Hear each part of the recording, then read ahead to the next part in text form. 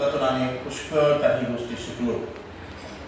उत्पत्ती 1 ते 12 अध्याय, 11 अध्याय, त्यातून नोहाचं जीवन बघितलं, आदामाचं जीवन बघितलं, त्यानंतर हावेचं जीवन बघितलं, शेताचं जीवन बघितलं, आणि मग आदामाची जी वंशावळ आहे त्या वंशावळीमध्ये येशू ख्रिस्ताची सुवार्ता कशी आहे त्या वंशावळीची दिलेली आहे. एकूण किती नावं आहेत? किती नावं आहेत? 10. आणि मग ह्या 10 नावामध्ये येशू येणार आहे ही भविष्यवाणी आम्हाला या 10 नावामध्ये दिसते. आणि त्याचबरोबर येशू येणार आहे हे आपल्या सगळ्यांना माहिती आहे. आपण लहानपणापासून ऐकत आलो की येशू येणार आहे. मग मी येशू बरोबर जाणार का मी इथं राहणार? बऱ्याच वेळेस काय की मी ख्रिस्ती आहे किंवा जन्मापासून ख्रिश्चन असेल किंवा या आहे, मला कधी ख्रिस्त समजला, पण सगळ्यात महत्वाची गोष्ट ही आहे की मी ख्रिस्ती का आहे, मी का प्रार्थना करत आहे, मी कशासाठी चर्चला येतो, का चर्चला येतो. मी अनबिलीव्हर होतो त्यावेळेस मी मंदिरात जात होतो, आणि ज्यावेळेस मी बिलीव्हर झालो त्यावेळेस मी मंदिरात येतोय. फक्त फरक एकच आहे, तिथं मूर्ती होती, इथं मूर्ती नाही. तिथं स्तुती आराधना होती, तिथं भजन कीर्तन अक्का वगैरे सगळं होतं, इथंही तेच आहे. मग बदल काय झाला? का मी ख्रिस्तामध्ये यायला पाहिजे किंवा काय काय कारण आहे मी इथं येतो? काय कारण? हे जरूर माझं कारण आहे, जरूर मला प्रार्थना करते, मी मागितलेली गोष्ट प्रत्येक मला मिळते म्हणून मी इथपर्यंत थांबायचं आहे का? बाकीचे लोक तसेच आहे, त्यांना मागितलं की ते मिळतात, ते समाधानी होतं. जर नाही मिळालं तर कोणते सांगते जागरण घ्याला, गोंधळ घ्याला, हे करा ते करा. त्या सगळ्या गोष्टीपासून अवॉइड करायचं आहे, पैसा खर्च होत नाही म्हणून मी इथे. परवा आम्ही एका परिवारामध्ये गेलो होतो, आणि मग गेल्यानंतर तो परिवार नवीनच साताऱ्यामध्ये राहायला आला होता, मसूरचा परिवार. आणि त्या ठिकाणी प्रार्थना केलं तर त्या बहिणीचा मामा सातारा पोलीसमध्ये चांगला पोलीस आहे, चांगल्या पदावर. आणि मग तो त्या ठिकाणी आलेला होता, आणि त्या ठिकाणी आल्यानंतर त्याला नागिन उठली होती, आणि नागिन उठल्यामुळे त्याचा डोळा आहे, त्या डोळ्याला उघडझाप होत नव्हता एवढा, आणि त्यामुळे त्याला थोडा त्रास होत होता. आणि मग माझ्यासाठी पण प्रार्थना करा, आणि मग त्याच्यासाठी प्रार्थना केली. त्यावेळेस त्याने एकच गोष्ट सांगितली, जागरण गोंधळ ह्याच्यापेक्षा हे बरं आहे, इथं काही पैसे खर्च करायला लागत नाही, काय नाही. आता तो एक नवीन व्यक्ती, त्याला काही अनुभव नाहीये, काही माहित नाहीये, पण तो एक नवीन व्यक्ती आहे. पण मी ख्रिस्ताकडे काय यायचं? तसं आपण आता वचन बघितलं इफिस 1:3 मध्ये की प्रभू येशू ख्रिस्ताचा देव पिता हा धन्यवादित असो, कारण त्याने स्वर्गातील सर्व आशीर्वाद देऊन आम्हाला आशीर्वादित केला आहे. मग मी आशीर्वादासाठी फक्त यायचं आहे का? मी फक्त आशीर्वादासाठीच आहे का? मग मी काय आहे या गोष्टीवर थोडंसं आपण लक्ष देऊया. आणि मत्तकृत शुभवर्तमान याचा 24वा अध्याय, मत्तकृत शुभवर्तमान याचा 24वा अध्याय आणि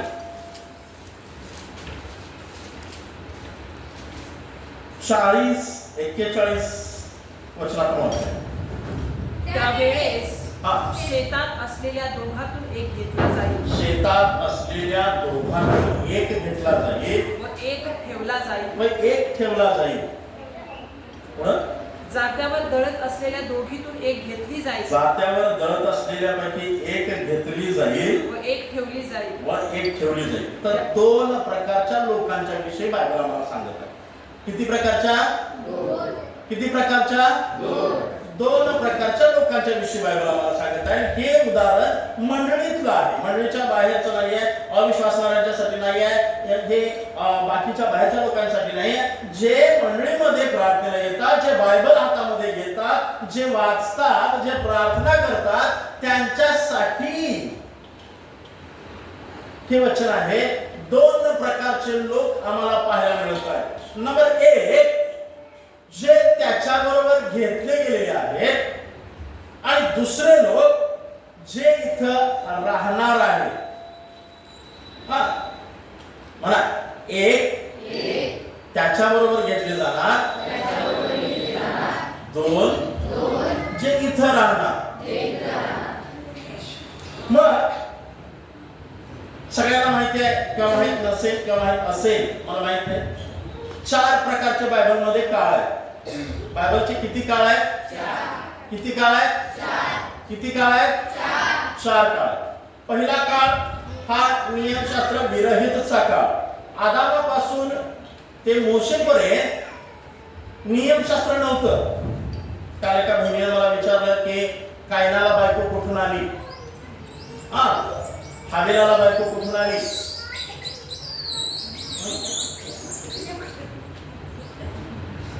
कायनाचं लग्न झालं होतं का? तर झालं होतं. मग त्याला बायको आली कुठून?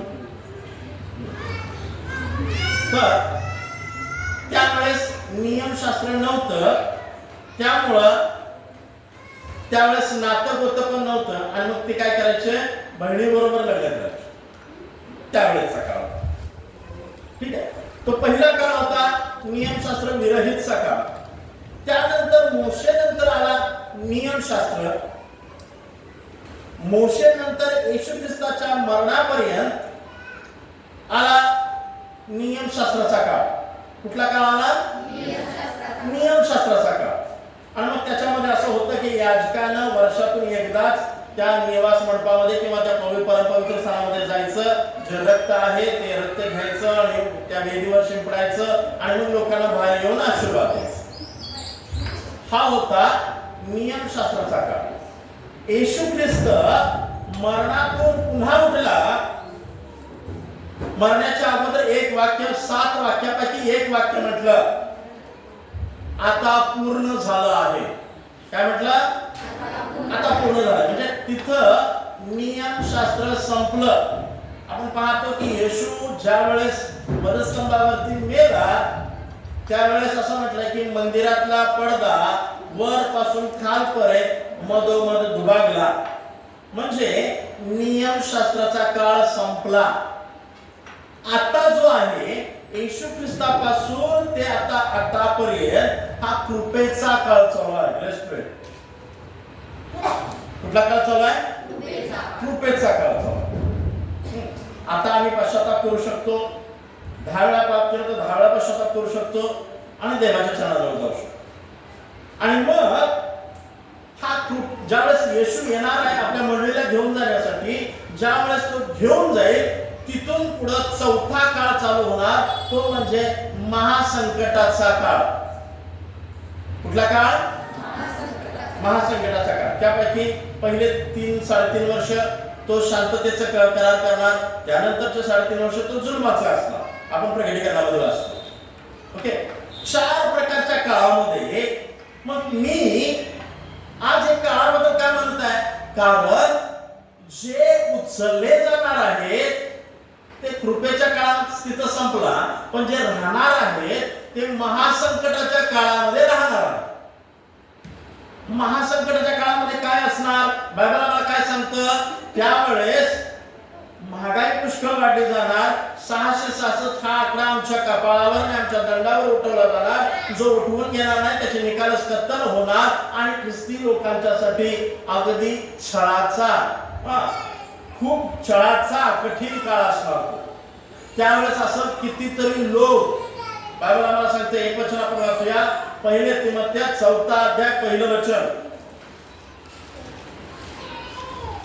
1 तिमोथेय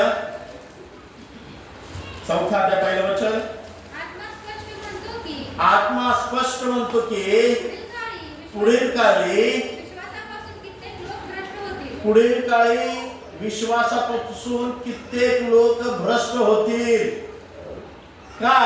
कारण ते महासंकटाच्या काळात गावले आणि ते म्हणतात की जर खराच येशू असता तर मला घेऊन गेला असता. येशूनं काय केलं? तोंड बघून घेऊन गेला.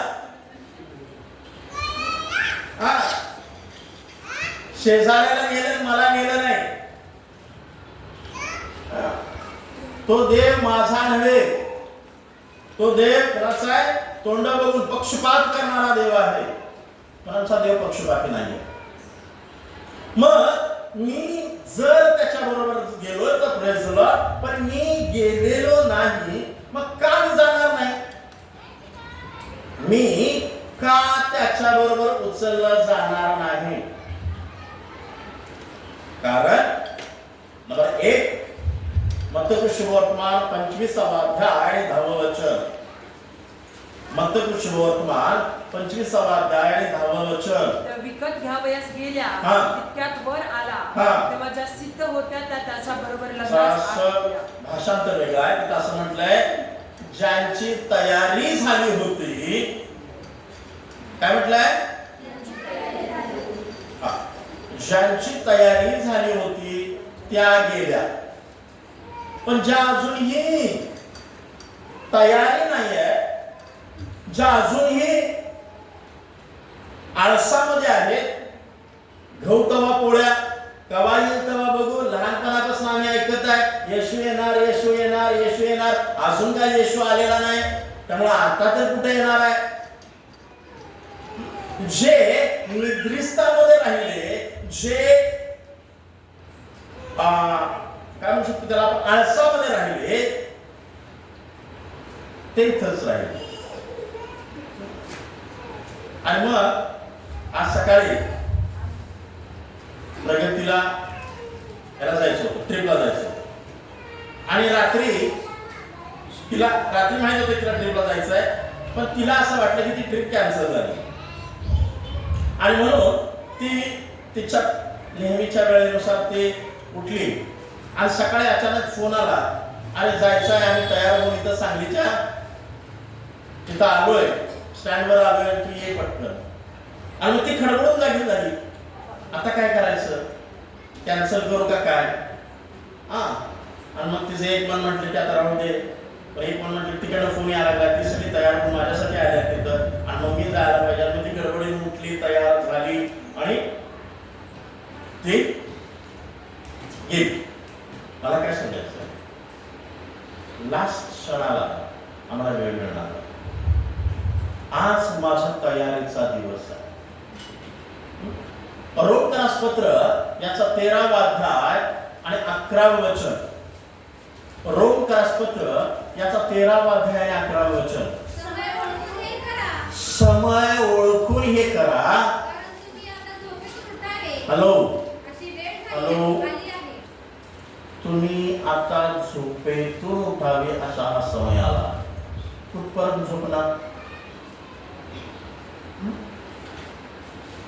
तुम्ही झोपेतून नुसतं ख्रिश्चन म्हणून राहू नका हो.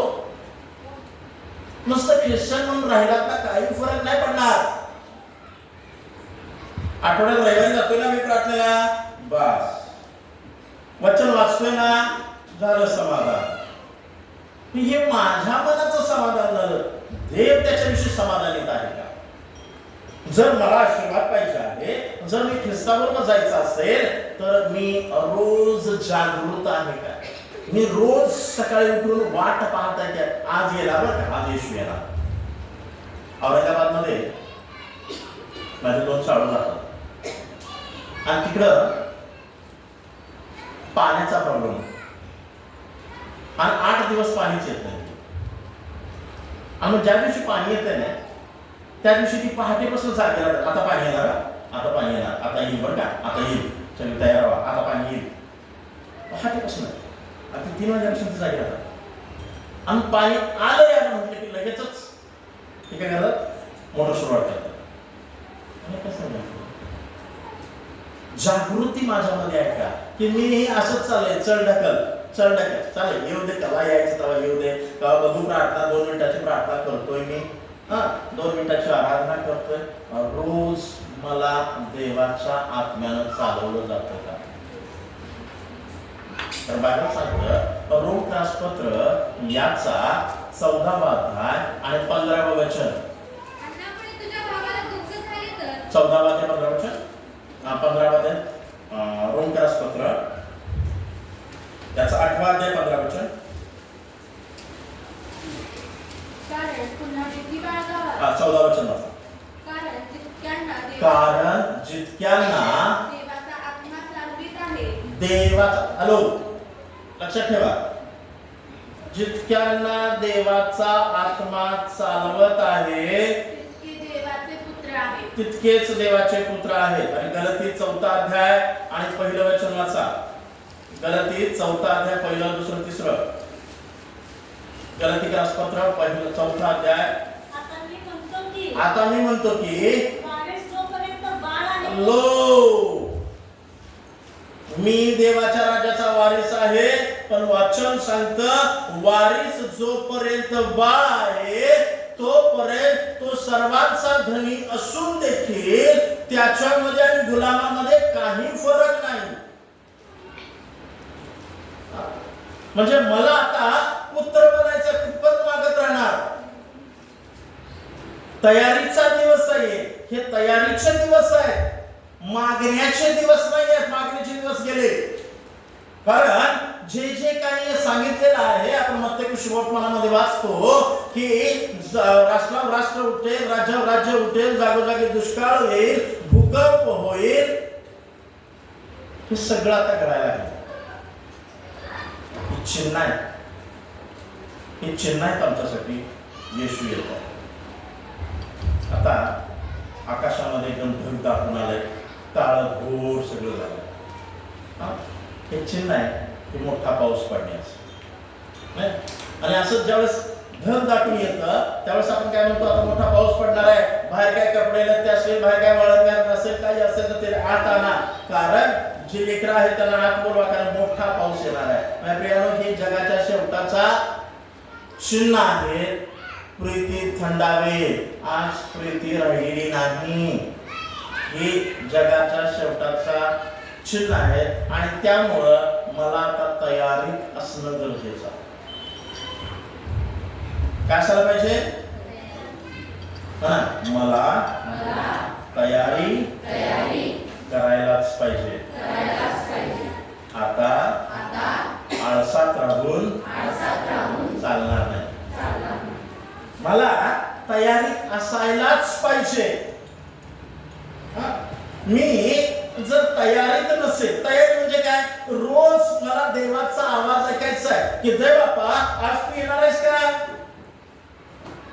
देव मला आज मध्ये काय सांगत आहे? मी रोज देवाचा आवाज आत्म्याच्या प्रेरणेने चालला पाहिजे. ज्यावेळेस मी आत्म्याच्या प्रेरणेने चालणार, रोज मी आत्म्याच्या प्रेरणेने चालणार, त्यावेळेस मी ख्रिस्ताबरोबर येणार. कारण पवित्र आत्मा मला जाग करणार. अरे येशू यायला नाही बरं का, जाग राहा. आणि म्हणून मी रोज आत्म्याच्या प्रेरणेने चालायला पाहिजे. त्यावेळेस मी तयार असतो. यशाचं पुस्तक याचा 52वा अध्याय आणि दुसरं वचन. यशया याचा 52वा अध्याय त्याच्या पहिल्या वचनापासून. हे सियोने, हे देवाच्या लोकांनो, हे देवाच्या मंडळी, हे देवाच्या वधू, हे ख्रिस्ताच्या वधू, हे येशूच्या मित्र, ऐक, कान दे, आपल्या बलाने युक्त हो, जागे हो, आपल्या बलाने युक्त हो. हे यरूशलेमे, पवित्र नगरी, लो, आपली सुंदर वस्त्रे, तारणाची वस्त्र तुमच्या जवळ आहेत का? रोज चेक करा. काय तारणाची वस्त्र माझ्याजवळ आहेत का?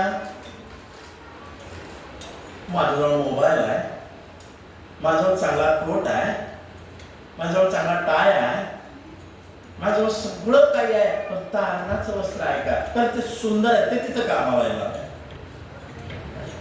हे शर्ट, चांगला महागाचा ड्रेस, महागाची साडी, महागाचं हे. पण आम्हाला एका सेवकाने म्हटले की एक दिवस असा येईल की जे सेवकाने जे स्थितीमध्ये किंवा जे लोक गरीब अवस्थेत आहेत ते उंच देवबाप त्याला श्रीमंत करेल. देवबाप त्यांना हे करेल. आणि गुच्छीचा जो काय बूट असतो, गुच्छीचा बूट ते असणार. असू दे, गुच्ची असू दे, गुच्छीचा बूट असू दे, माझ्या आध्यात्मिक खूप महत्वाची आहे. ते गुच्छीचा बूट तिथे येणार नाही, तिथं फक्त तारणाचे वस्त्र असणार आहे. आणि म्हणून तारणाची वस्त्र आज मी त्या तयारीमध्ये आहे काय? तारणाची वस्त्र मी रोज चेक करतोय काय? आज मी तो ड्रेस घातलाय काय? तारणाचा ड्रेस आहे का माझ्याकडे? रोज चेक करायला पाहिजे. पुढे दिली कारण यापुढे बेशुद्धी किंवा अशुद्ध असं कोणी तुझ्या ठायी प्रवेश करणार नाही. हा, अंगाची धूळ झाड. अंगाची धूळ झाड कुठपर्यंत निजणार? कुठपर्यंत? कुठपर्यंत पापात राहणार? कुठपर्यंत मी नुसतं चर्चला येणार? मी कुठपर्यंत नुसतं येऊन बसणार? माझा ख्रिस्ताला काय उपयोग? मी ख्रिस्ताला म्हणतो की तुझा मला उपयोग आहे, पण माझा ख्रिस्ताला काय उपयोग? त्या देवाला माझा काय उपयोग आहे? हे जे घड्याळ आहे, ह्या घड्याळाला माझा उपयोग, पण ह्या घड्याळाचा उपयोग जर मला नसेल तर हे घड्याळ माझ्या हातात घालून उपयोग आहे का? मी फेकून द्यायला त्याचा उपयोगच नाही. मग अंगावरची धूळ झटक. हे यरूशलेमे, हे देवाच्या लोकांनो, उठून बसा. सियोनेच्या बंदिवान करणे. सियोनेच्या बंदिवान. कुठपर्यंत त्या बंधनात राहणार? इथं म्हणलंय सियोनेच्या बंदिवान करणे. आम्ही कुठपर्यंत त्या बंधनामध्ये राहणार? नुसतं मोबाईल, जगातल्या गोष्टी, कुठपर्यंत त्याच्यामध्ये राहणार? ऐकून द्या. गुलामगिरी काय म्हणतात? नाही का? सियोनेच्या बंदिवान करणे. आपल्या गळ्याची बंधने सोडून टाक. आपल्या गळ्याची बंधने सोडून टाक आणि तयार हो. हॅलो, तयार होणं गरजेचं. तो येत आहे, तो येत आहे, तो येत आहे. तयार होणं गरजेचं. तयार होणं गरजेचं. फिलिप्पियरास पत्र याचा 3रा अध्याय. फिलिप्पियरास पत्र याचा 3रा अध्याय आणि 19 वचन. नाश हा त्यांच्या त्याच्या 18 वचन. कारण मी तुम्हास बहुत वेळा सांगितले. जरासं भाषांतराला बायबलचं घ्या ना. कारण मी तुम्हाला पुष्कळ वेळा सांगितले. कारण मी तुम्हाला पुष्कळ वेळा तुम्ही तो संदेश ऐकला असणार की येशू येणार आहे, येशू येणार आहे, येशू येणार आहे, येशू येणार आहे. पुष्कळ वेळा ऐकला असाल, पण पाऊल म्हणतो की मी आता तुम्हाला रडत सांगतोय. कसं सांगतोय? पाऊल काय म्हणतोय? मी आता तुम्हाला रडत सांगतो म्हणतो. चालेल. पुष्कळ वेळा तुम्हाला सांगितलं व आताही रडत सांगतो की पुष्कळ जण असे चालतात की ख्रिस्ताच्या पदस्तंभाचे वैरी आहे. ख्रिस्ताच्या पदस्तंभाचे वैरी आहे. नाश हा त्यांचा शेवट, पोट हे त्यांचं दैवत, निर्लज्जपणा हे त्यांचं भूषण. त्यांचं लक्ष अहित गोष्टीकडे आहे म्हणलंय. त्यांचं लक्ष जगातल्या गोष्टीकडे आहे, आत्मिक गोष्टीकडे नाही आहे. कारण 3:1 मध्ये म्हटलंय वरील गोष्टीकडे लक्ष लावा, पृथ्वीवरील गोष्टीकडे लक्ष लावू नका, तिथून काहीच मिळणार नाही. पण माझं लक्ष नाही हो, कारण मी अजून त्या धुळीमध्येच आहे. मला ती धूळ आवडते, मला ती धूळ आवडते. मला ते आवडायला लागलंय. का आवडतंय? कारण बायबल मला सांगतं, दुसरे पत्र 2रा अध्याय आणि 21 वचन. 1 पेत्र 2रा अध्याय 21 वचन. 1 पेत्र 2रा अध्याय 21 वचन. 2 पेत्र 2रा अध्याय 21 वचन. कारण नीतिमत्वाचा मार्ग समजून आल्यानंतर देखील जो त्याच्यावर चालत नाही ते त्याला न समजलेलाच बरा. जर तुम्हाला आतापर्यंत ख्रिस्त समजला, तर जर तुम्ही त्यामध्ये चालत नाही तर तुम्हाला न समजलेलंच बरं होतं. कारण असे लोक आपल्या ओकारीकडे परतणारे कुत्रे आणि अंग धुतल्यास पळतणारी डुकरे. काय म्हटलंय? पुन्हा एक वार वचन म्हणतात ते. कारण नीतिमत्वाचा मार्ग समजून आल्यानंतर आपणास दिलेल्या पवित्र आज्ञेकडे हा. त्यापेक्षा तो न समजणे ते त्यांच्यासाठी बरे होते. हा. आपल्या ओकारीकडे परतलेल्या कुत्रे आपल्या ओकारीकडे परतणारे कुत्रे व अंग धुतल्यानंतर गाळात लोळण्यास परतलेली डुकरे व अंग धुतल्यानंतर गाळात लोळण्यास परतलेली डुकरी अशी जी खरी म्हण आहे अशी जी खरी म्हण आहे त्यासाठी त्यांची गत झाली आहे. बाबा, मी स्वर्गात जायचं स्वप्न पाहलोय, पण माझी गत काय आहे?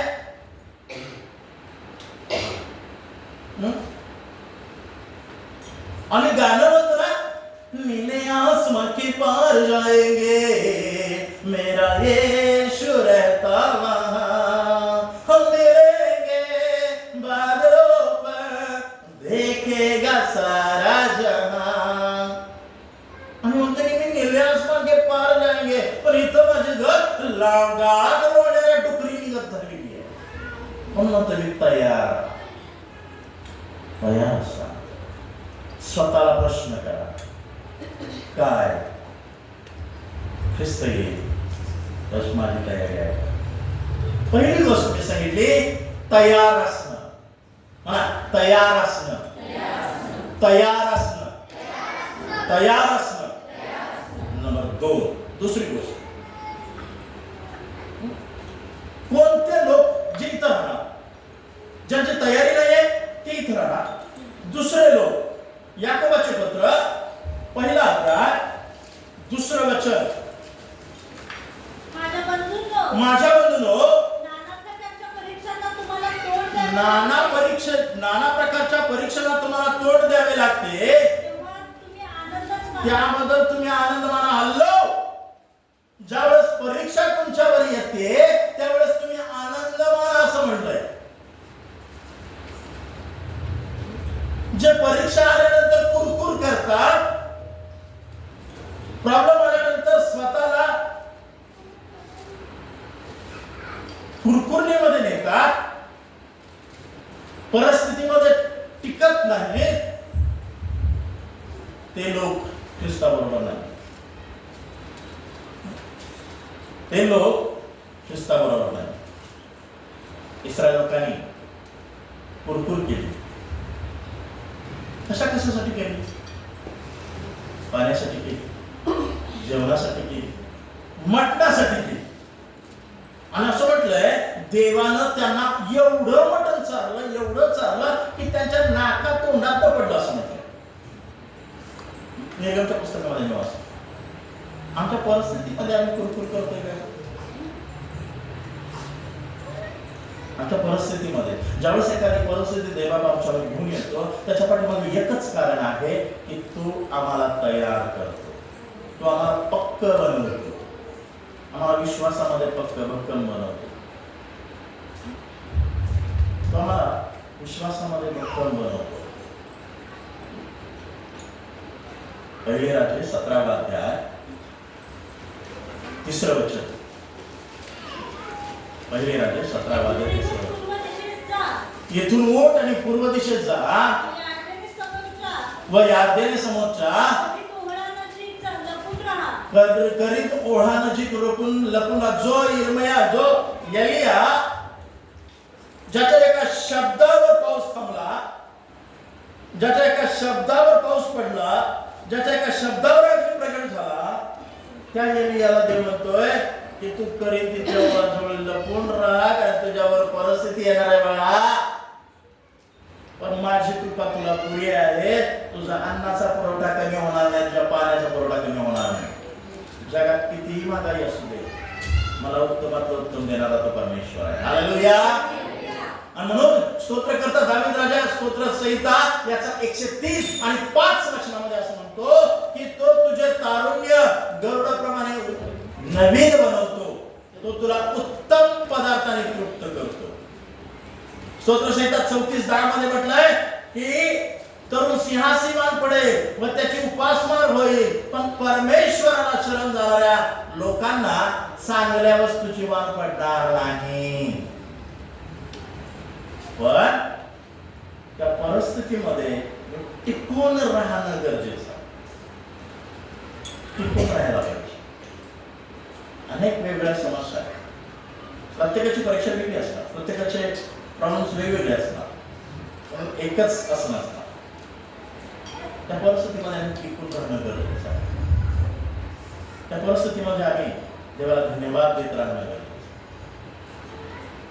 परमेश्वराला धन्यवाद द्यायला पाहिजे, कारण तो मला उत्तम पदार्थाने ठेवतो. तो माझं तारुण्य गरुडाप्रमाणे नवीन बनवतो, नवीन. यशाचं पुस्तक 40:31 वचन. यशया 40:31. तरी परमेश्वराची आता धरून राहणारे नवीन शक्ती संपादन करतील. ते दगडाप्रमाणे पंखाने वर उडतील. ते धावतील तरी दमणार नाही, चालतील तरी थकणार नाही. कोण कोण कोण कोण? शेजारच्या हाताला घेऊन सांगा, तू परमेश्वराला शोधत नाहीस काय? तू दमणार नाहीस, तू थकणार नाहीस. काय परिस्थिती परिस्थिती काय नाही. आता आम्ही एका परिवारामध्ये गेलो होतो, सांगलीमध्ये शामरावनगरमध्ये एक परिवार त्यांचे म्हणून. आणि त्या परिवारामध्ये गेलो होतो. अतुल ग्रुपची ती मुलगी आहे आणि पहिलं ज्यावेळेस 2012 साली त्यांचं लग्न झालं आणि लग्न झाल्यानंतर त्या मुलीला एक मुलगा झाला. मुलगा होता, म्हणजे ती प्रेग्नेंट होती. 9 महिने पूर्ण झाले आणि त्या बाळ त्याची डिलिव्हरी झाली. आणि डिलिव्हरी झाल्यानंतर काहीतरी प्रॉब्लेम झाला माहीत नाही आणि ते बाळ वारलं. आणि त्यावेळेस नंतर आत्तापर्यंत पुष्कळ ट्रीटमेंट केली पण त्यांना बाळच नाही. पुष्कळ ट्रीटमेंट केली. ते रणजित त्यांची मला सांगत होती मगाशी, पास्टर लाखो रुपये खर्च केले, काहीच कळत नाही, काय बाळच नाही, काय करू. मागे गेल्या वर्षी त्यांनी मला सांगितलं होतं, पास्टर असं असं झालं, आता काय करायचं. म्हणून फक्त प्रार्थना करूया. आम्ही प्रार्थना केली, देवाची दया, आज त्या मुलीला 7वा महिना. त्या आनंदाने आम्हाला भेटायला.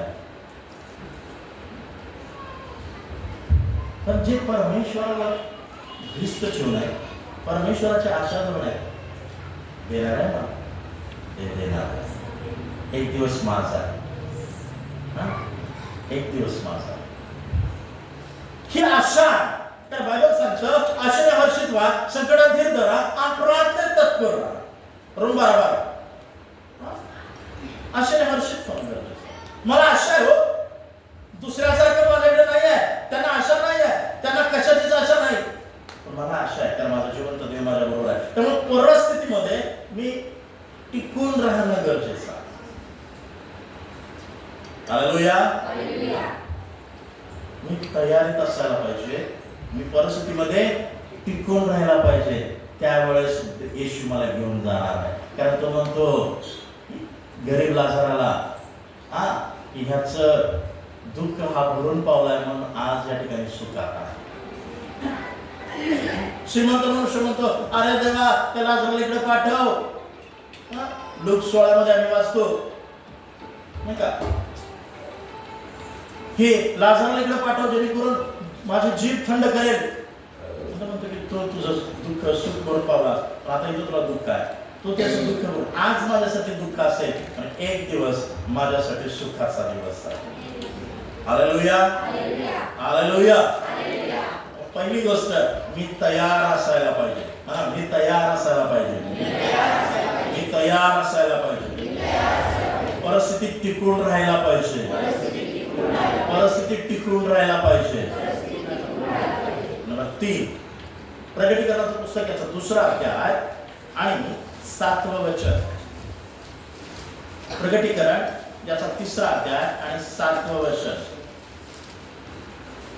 आत्मा मंडळास काय म्हणतो? आत्मा मंडळास काय म्हणतो? हे ज्याला कान आहे तो ऐको. हे ज्याला कान आहे तो ऐको. जो विजय मिळवतो, जो विजय मिळवतो. हॅलो, जो विजय मिळवतो. त्याला देवाच्या बागेत बागेत जे जीवनाचे झाड आहे, त्या देवाच्या बागेत जे जीवनाचं झाड आहे त्यावरचे फळ मी खावयास देईन.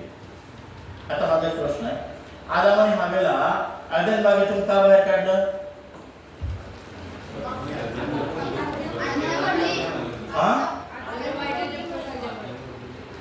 आज्ञामधली आणि बहिणीने सांगा, बोला बोला. आदाम आणि हव्वाला बाहेर का काढलं?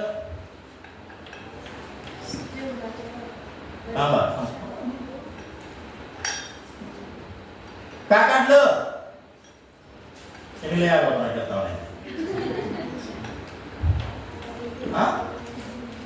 का आदाम आणि हव्वाला बाहेर का काढलं? मोठा त्यांनी बऱ्या वाईटाचं ज्ञानाचं झाड फळ खाल्लंय, ते खाल्लंय. आता जीवनाच्या झाडाचं फळ खातील कायम जिवंत राहतील. त्या झाडाचं फळ तिने खाऊ नये म्हणून त्यांना एडन बागेतनं आणि तिथं काय ठेवलं? गरगर फिरणारी ज्वालारूपी तलवार. कारण आदाम आणि हव्वा प्रत्येक आहे. पण तोच देव आता प्रकटीकरणाच्या पुस्तकामध्ये काय म्हणतोय? जो विजय मिळवतो त्याला मी जीवनाच्या झाडावरचं फळ खायला देईन. जे फळ खायचं नाही, खाशी बिशील म्हणून आदामाला बाहेर काढलं, तोच देव म्हणतो की मी आता आदामाच्या संततीला, कारण ती संतती आता ख्रिस्ताची झाली, ती संतती आता माझी झाली, म्हणून मी त्याला जीवनाच्या झाडाचं फळ खायला देईन. पण अट्ट एकच आहे की त्यांनी विजय मिळवायला पाहिजे. अट्ट एकच की त्यांनी विजय मिळवायला पाहिजे. कशावर? जगावर आणि जगातल्या गोष्टीवर. मला देवानं वेगळं केलं. आपल्याला माहिती आहे का, आपण ख्रिस्त वाचतो, बायबलमध्ये ख्रिस्त वाचतो. येशूने असं केलं, चमत्कार केला, येशूने असं केलं, तसं केलं, तसं केलं, तसं केलं. ख्रिस्त वाचतो, ख्रिस्त ऐकतो. प्रत्येक वेळेस पाळक साहेब आणि कोणतरी येऊन काय करतात? आम्हाला वचनातून सांगतात. युट्यूबवर आम्ही ऐकतो, ख्रिस्त ऐकतो.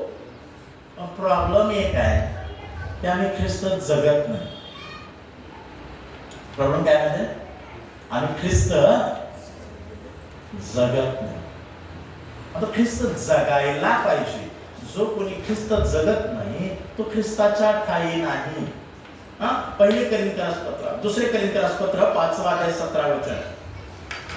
दुसरे करिंथीयस पत्र 5वा अध्याय 17 वचन. म्हणून जर कोणी ख्रिस्ताच्या ठाई असेल, म्हणून जर कोणी ख्रिस्ताच्या, कुणाच्या ठाई? हॅलो, कुणाच्या ठाई? म्हणून जो कोणी ख्रिस्ताच्या ठाई असेल तो नवी उत्पत्ती आहे. जुनं ते होऊन गेले, पहा ते नवे झाले. मी नवीन आहे का? मी नवीन आहे का? हॅलो, स्वतःला प्रश्न करा, मी नवीन आहे? I am a new. मी नवीन आहे? नाही बाबा, मी अजून ऐकतोच आहे. मग जर तू ऐकतोच आहे तर मग कसं तुझ्यामध्ये घडेल? कसं ख्रिस्त तुला घेऊन जाईल? अजून ते जुनच आहे, जुनाच स्वभाव आहे, जुनच देहिकता आहे, जुन्याच त्या गोष्टी आहेत. मग ख्रिस्त कसं घेऊन जाईल?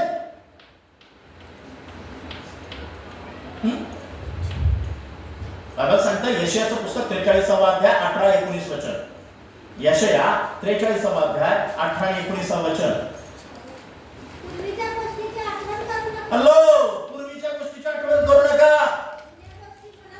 जुन्या गोष्टी मनात सुद्धा आणू नका. काय म्हणतोय?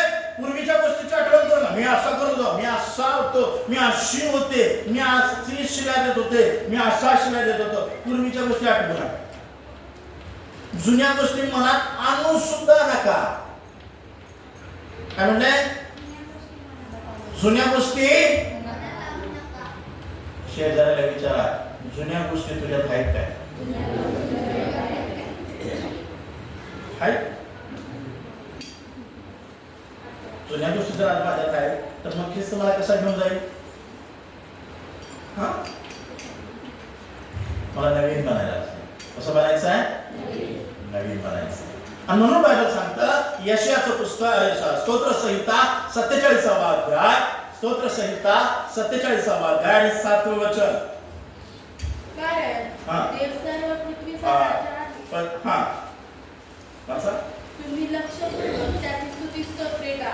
स्तोत्रसंहिता 45, स्तोत्रसंहिता याचा 45वा अध्याय.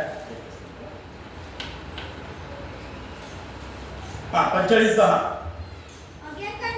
आगे करणे ऐक, आगे करणे ऐक, लक्ष दे, कान लाव. हॅलो, काय म्हणलंय? ऐक, लक्ष दे, कान लाव. तू आपले लोक, तू आपल्या बापाचं घर विसर. तर तू नवीन होशील, तर तू विजय मिळवणारे होशील, तर तुम्ही विजय मिळवणारे बाळ. आपल्या बापाचं घर, माझ्या बापाचं घर विसरून काय करू? एक तर नवरा इकडनं दारू रुपये मागताय आणि मी माझ्या आई बापाचं घर विसरून काय करू? हा, तेवढा तर सहारा असू दे. बायबल काय सांगतं? योहान सुवर्तमान 8वा अध्याय 44वा वचन. योहान सुवर्तमान 8वा अध्याय 44वा वचन.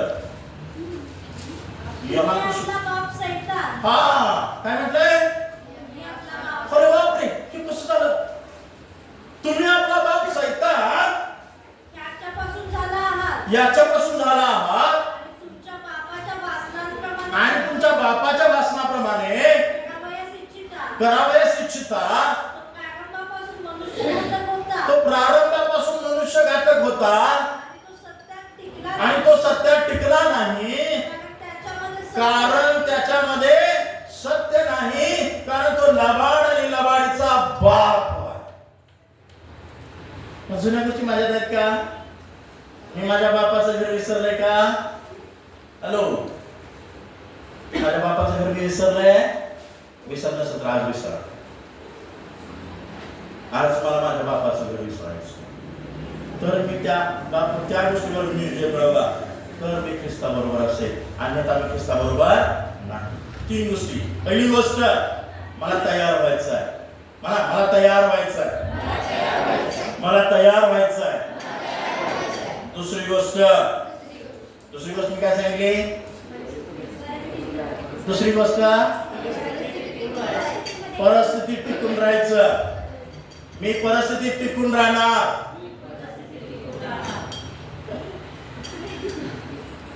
बाकीच्यांचं काय झालं? परिस्थिती आल्या मी कुरकुर करणार. सगळ्यांनी म्हणायचं ना ते, कारण देव बोलला आकाश हो, आकाश झालं. देव बोलला पृथ्वी हो, पृथ्वी झालं. देव तोच देव माझ्यामध्ये आहे. मी जे बोलणार तेच होणार. हा, याकोबाच्या पत्र 3रा अध्यायामध्ये काय सांगते? जीवामध्ये ताकद आहे, नाही? जिभेमध्ये काय? ताकद आहे. नीतिसूत्राच्या पुस्तकामध्ये म्हटलंय जिभेमध्ये जीवन आणि मृत्यू आहे. त्यामुळे मी जे काही शब्द बोलणार ते तसंच घडणार आहे. म्हणून पाळक साहेब लग्नाच्या वेळेस एकमेकाकडून वचन घेऊन घेतात ना, मी जिवंत आहे तोपर्यंत, माझ्या सुखादुखात, मरणावस्थेत, मरणापर्यंत मी तुझी साथ सोडणार. लग्नाच्या 4थ्या महिन्यात डिवोर्सला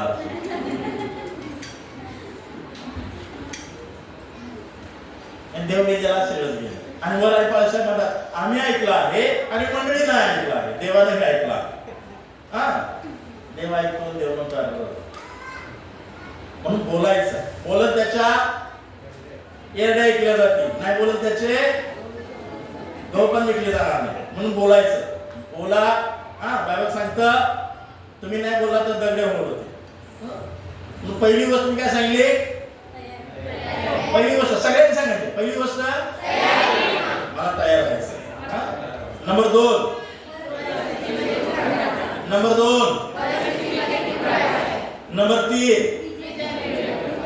3 देवा तुम्हाला अधिक आशीर्वाद करो. आमेन.